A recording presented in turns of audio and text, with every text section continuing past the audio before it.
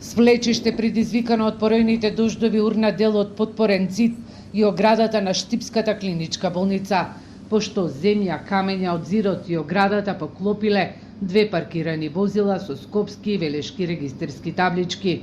Ката Крстевска од Велес, која утринава со внукот дошла на преглед во Штипската болница, вели ќе го памети овој ден како свој второроден ден.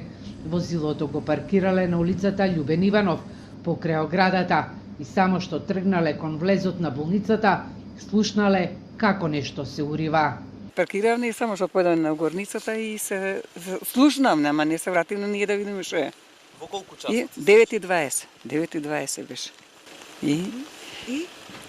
И кога дојдовме тука, страшно, стварно. Среќа, да се поправа. Ајде, само нека се здрави и живи децата.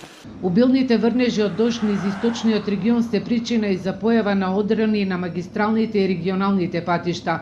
Најкритично е од Виничкото село и стибање Македонска каменица до Делчево, а неконтролирано камења паѓаат и по коловозите на Берово Струмица и на Валандовско брдо.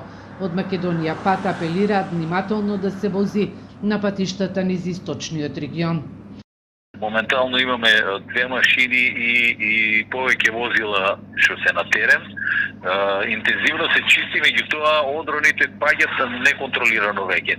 И до сега беа неконтролирано, сега уште повеќе поради големите врнежи од дожд, што траат непрекинато повеќе од 24 часа, така да внимателно возење на сите возачи, за тоа што може да им се случи во возењето да им падне некој камен пред нив.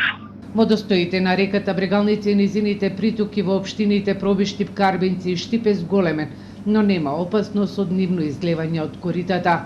Во Чешиново, Облешево, по поплавите минатиот месец, исчистени се сите канали за наводнувања и речните корита.